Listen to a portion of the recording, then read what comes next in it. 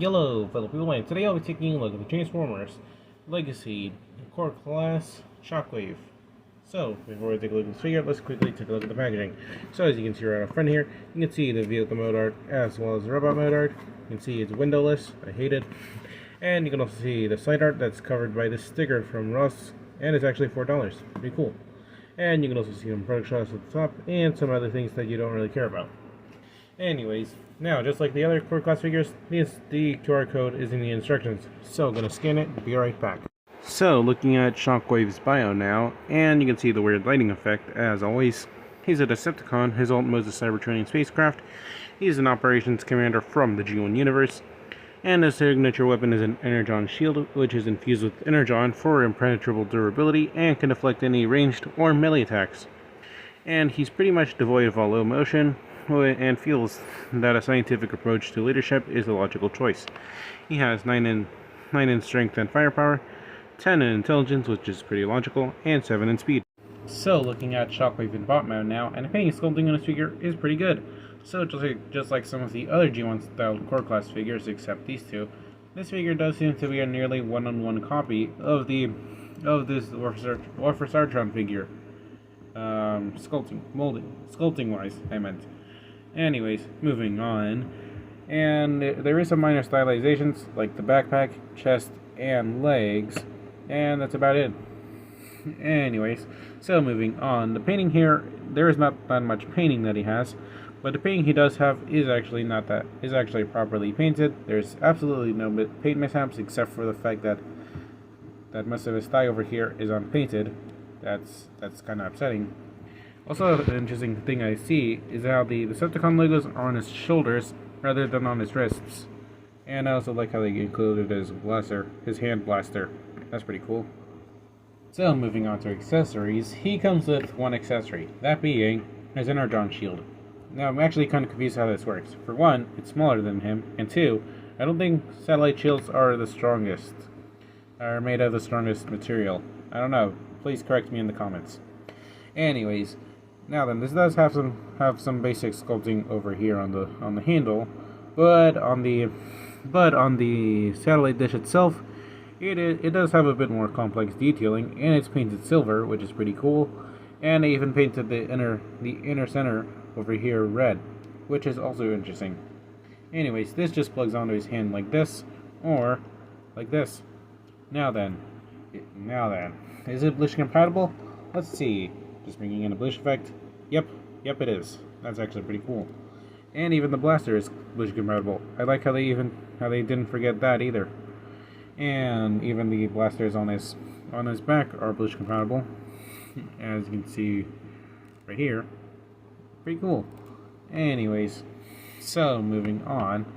Something I do find a bit odd though is how there's this port over here and this peg over here. And I just have this random theory where these are supposed to be separate pieces, but for some reason, it's due to some mess up like breakages, they just decided to infuse the two like this. I don't know why they would, but that's just a random theory.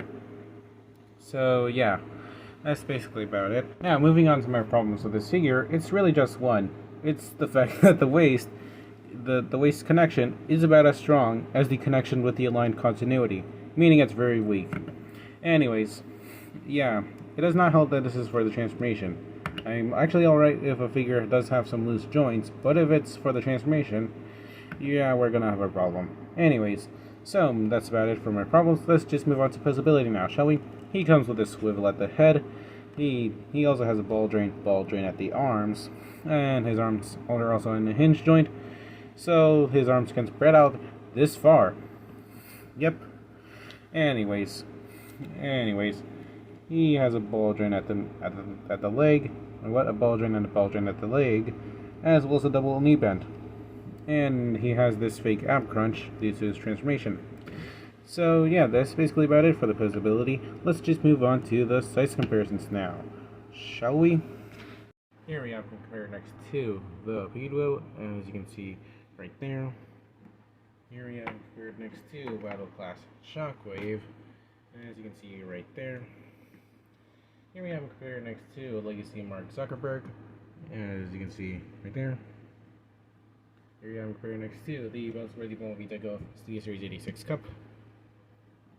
And here we have compared next to some of the other core class Decepticons that I have. Frick.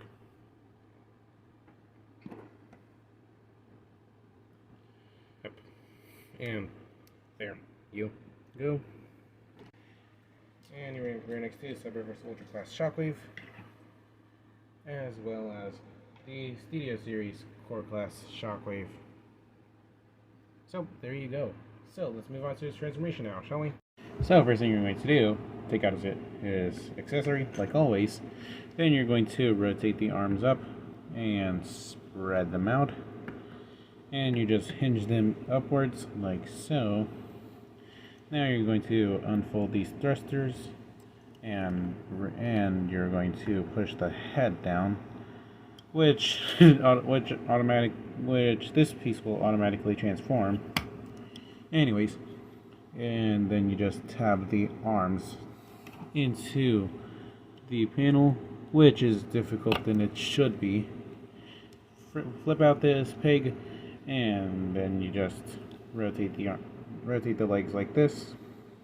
Now you're going to bring them back and just pull this crotch piece down and just fold the legs into each other, tab it in, and there you have them then you're going to plug the shield piece on top, and there you have them in a ship mode. So, looking at his ship mode now, and the painting sculpting in the ship mode is pretty good. So, just like robot mode, it's almost a one-on-one copy of the Siege design. And just like the robot mode, there's a few stylizations. For example, they removed the turrets from the front end and the wings. These are what remain. And another being how the missile pods over here are spread out more. And they also added the satellite dish, can't forget that. Also, a funny thing, they kept this control tower that looked like his head. That's actually pretty funny. Anyways, and another thing that the peg is obvious. And also, I just realized how the red over here stands out compared to the rest of the figure in ship mode, considering it's mostly purple and silver. That's about it. Anyways, so moving right along, the weapon storage is pretty obvious. Just place it on top with this port over here, or you can place it like this. Not sure why you do that. I just usually prefer doing this. Hold on. This. There you go. Anyways, so because the satellite dish is Bluetooth compatible, the ship mode is still Bluetooth compatible. Oh frick. As you can see right there. And so are these side guns. Anyways, and if you're wondering, unfortunately the front end is not Bluetooth compatible. As much as it looks like it is not, sadly. Also, the arm blaster is still on the back. So yeah, that's also Bluetooth compatible still. Anyways, so moving on to my problems with the ship mode.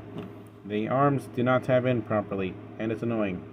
That's it. That's really it. Yeah. Also, you may be wondering why this pig is here. Well, it's because you can actually use it as a weapon for other figures. As you can see for Battle Class Shockwave, it's not that strong. It's pretty heavy for him. Be right back. So, just taking him out. And this is a question that none of you might be wondering. Is Cyberverse Ultra Class Shockwave strong enough for it? And the answer is nope. My hopes and dreams are now dead, just like Squidward's. Anyways, so moving right along, that's basically about it. Or you could place this over here like that, if you don't want the peg just sticking out on the bottom. You could just do this, like I said earlier. Anyways, so that's basically about it. Let's just move on to size comparisons now, shall we? Here I am compared next to the Torpedo, as you can see right there. Here I am compared next to Battle Class Shockwave, as you can see right there. Here I am compared next to Legacy Mark Zuckerberg. Ah, dang it. this Lego Datsun 240Z that I did, as well as the Buzzworthy Bumblebee Takeoff 86 Cup. And here we am here next to the rest of the Decepticons that I have so far. And as if you couldn't tell, the scaling is very off, and his nullery fell out, as you can see right there. Here we am here next to a Battle Class Shockwave. And here we have him clear next to Studio Series Core Class Shockwave. So there you go. So overall, this figure's pretty good. I like both modes. They were pretty good. Transformation was fun, and the accessory is a bit odd though. But it is pretty cool how you can use them as a weapon for other figures. If only he was more lighter. Anyways, and compared to this Studio Series Core Class figure, I honestly kind of prefer this one. It's just way more fun, and it's more solid than this figure since he has a lot of tapping issues. But yeah, that's basically about it for this video, and I'll see you guys next time. Bye now.